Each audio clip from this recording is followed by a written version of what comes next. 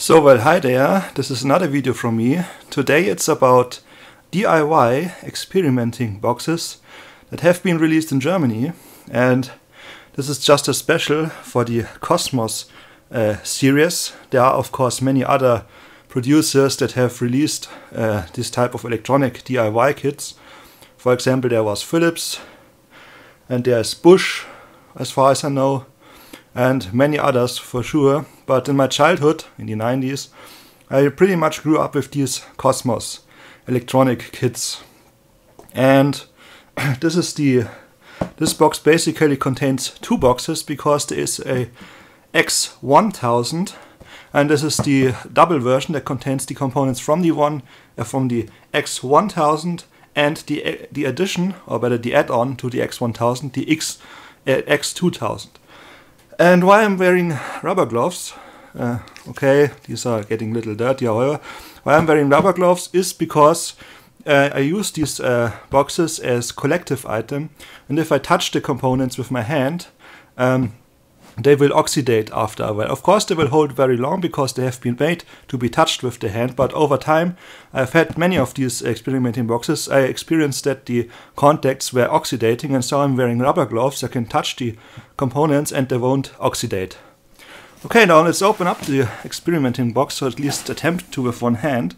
And if you have a look inside, here's basically what you get with this basic. You get a manual, where are the instructions for building the components. You get a medium wave coil, two basic transistors. These are pretty much equal to the 2N3904, although there are other transistors, but they are pretty much equal. And headphone, high impedance headphone. I think it's high impedance. It's not 2 kilo ohms, but I think it has a few hundred ohms. I haven't measured it, but it's pretty high impedance, I'm sure.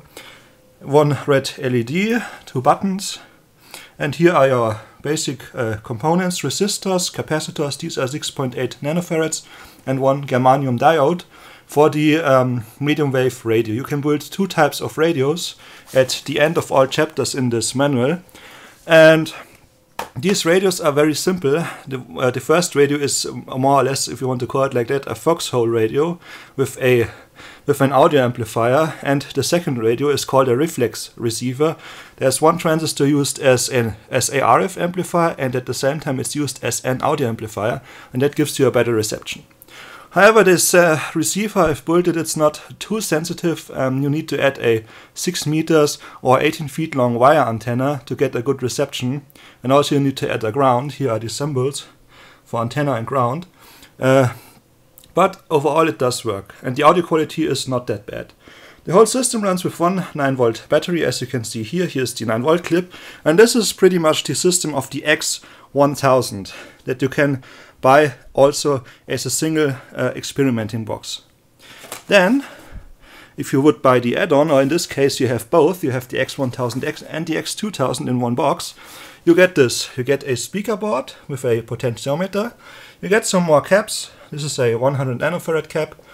You get a photo transistor, another LED, some bridges, or I'm not sure if these are the bridges, I'm sorry, these are the bridges that belong to this one. Of course there are some bridges in here, I've just put them in the other box. And you get this amplifier board, which is made of a TBA 820 2 watts audio amplifier. It's really loud.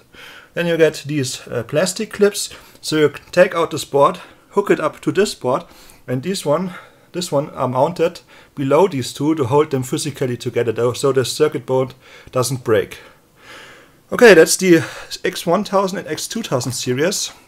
For the experiments, there are many basic experiments. I think the way they started is a little bit confusing, because the first circuit that you build is a blinking circuit with a blinking LED, and I would have rather started with explaining what is a resistor, what is a LED, and so far and so on, but they just throw you in, build a blinking light.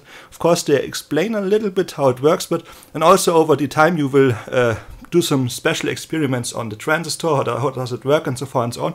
But the first experiment you make is a blinking light.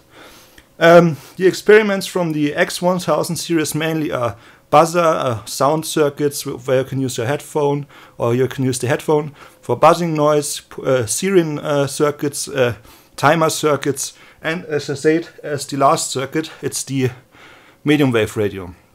There are some expansions to this. I'm sorry.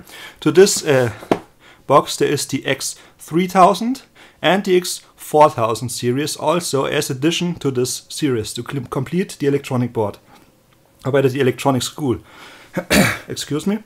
However, I've also had the X3000, of course, and I've also had the X4000, of course. Excuse me. But I don't have them actually anymore. I'll come back to the X3000 soon. Just a short other thing that I want to show you. This is the new version that they made. This is the X1000. That's the new series. This one, this is the rather 80s, 90s version, and this is the modern version, if you want to call it like that. This is the version that they are, after my knowledge, currently selling. As you can see, if you have a look at the components, you basically get the same components as you get in the X1000, with one difference.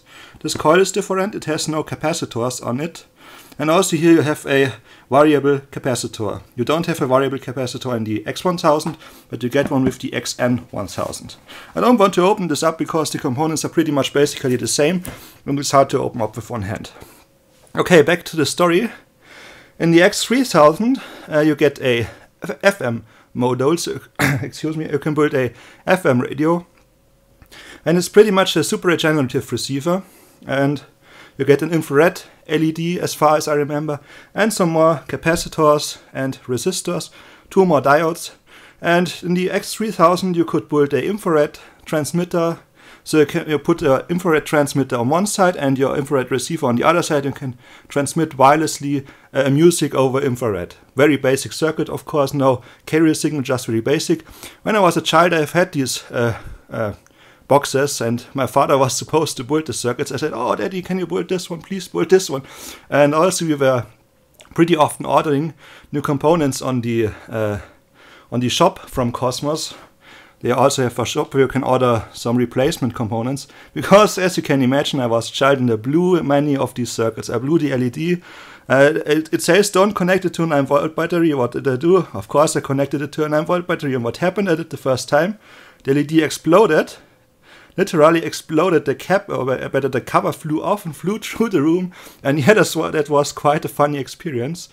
And I've tested the radios and so far and so on, and then you can buy the X4000 series. The X4000 is rather for measuring stuff. You get in this board. Also with the X3000 you get the second potentiometer, and with the X4000 you get a board where you have, instead of the speaker, you have a small meter with a small voltage meter. And you also get a digital chip, as if I remember correct. You get a operational amplifier, a PNP transistor, and the X4000 series is mainly about measuring stuff and digital circuits. Okay, I could tell you many stories about my childhood about the stuff, especially about this module. I'll tell you a short story. When I was a child, I really tried long to build a DC-AC power inverter by myself. And in the X3000 series box, there is a circuit called Deep Frequencies, High Range. And you basically build an oscillator with this board here, and you can hear the hum coming from the speaker. And what did I do? Instead of the speaker, I've added a transistor, a BD437 transistor, and a transformer, and I kind of got a power inverter. As I said, it was really basic electronics then, back in time, but this power inverter worked, at least somehow. It wasn't a push-pull power inverter, it was just a coil from collector to plus, so you can imagine how the output would have looked like, but it powered the radio, it made a small light bulb glow a little bit, and that was my power inverter. There was only one problem. When I shorted the inverter, this chip broke. And you can't imagine how often I soldered out this chip, soldered in a new one, soldered out the old one, and replaced it and replaced it and replaced it. And so far and so on. So this is one of my stories. You will see some stuff in the other videos. Just to keep it short, I want to keep the video below 15 minutes. On the last side of the manual of the X3000, X4000 series, they give you a path, if you want to call it like that. So they ask you, you now learned electronics, do you rather want to get into digital stuff, or do you rather want to get into radio broadcasting stuff? And for digital stuff, they offer you a box called the Cosmos High Tech. And the Cosmos High Tech then has a PLL IC, a laser, optoelectronics, and it even had has an interface board so you can connect it to your computer. But of course, this is all vintage tech. You don't have your USB connector. You rather have your vintage connector. I don't know the exact description for that. However, of course, I decided myself to the radio broadcasting stuff, since I always was into this transmitter stuff when I began with my electronics hobby or radio circuit stuff. And so they suggest you to get the Cosmos Radiotech. The Cosmos Radiotech is has been released around, I think, early 90s, 89, something like that, and it's dedicated to radio transmitter circuits. And as you can see here, if you have a look on the cover, it's pretty complex. You get one IC here, you get one IC there, and you get your well-known amplifier board. However, when I first got this, I got this as birthday present. I was really fascinated. This was so amazing. I was really looking forward to play with it. And one thing that wonders me about this box is it was released in the early 90s, and broadcast stuff is very limited in Germany. And they advertise it that you can build a AM and FM radio transmitter. And even now it's allowed to build a small FM transmitter, 50 nanowatt stuff and so far and so on. But back in this time, building a FM transmitter, it was not really that allowed. But I wonder how they got their license for that, because I've often, this is the, I don't know how many version of this box, the one from the childhood. I don't have the one from the childhood anymore. This is one I rebought. But one thing I wonder is how they got the license. I've read the manual, and there is nowhere a place where they say, okay, this box is licensed for radio broadcasting. There's just one story telling you about someone who sets up a pirate radio station and just wants to have some fun, set up your pirate station, broadcast your rock music. They write rock music in this story.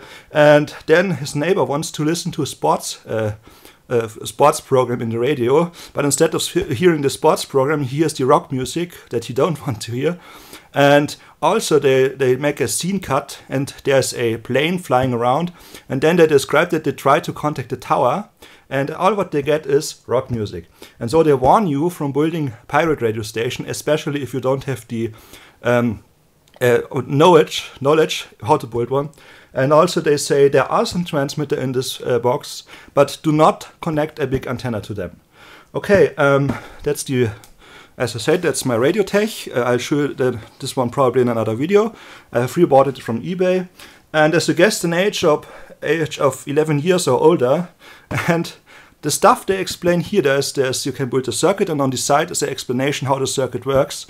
In that age, I wasn't really understanding what they wanted to tell me. And also this one runs like everyone else with a typical 9-volt battery. So this, as you can see, this is how the board would have looked like if I got the X3000 series. You get 2 potentiometers, speaker connection, and also the battery is now in this board, and you can hook up the battery somewhere there, not with the connector. Okay, that was about the X Cosmos series. One short thing to mention still, over all these boards, they also made a very big box called the Cosmos Electronic Professional. I think that's what it's called.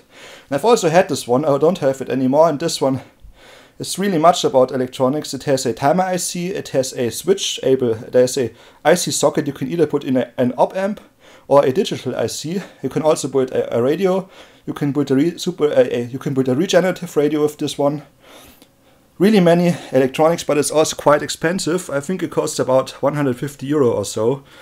I've had it. I don't have all these boxes anymore because of space of my room, but I've had many of these. I've had really years of experience with these experimental boxes, and I just wanted to show them to people outside from Germany, because maybe it's interesting for you what kind of electronics the Cosmos company offers you to do some experiments. As I said, there are many other there are many other firms out there that offer these types of experimental boxes, but I grew up with the Cosmos series. Okay, best regards, Stefan.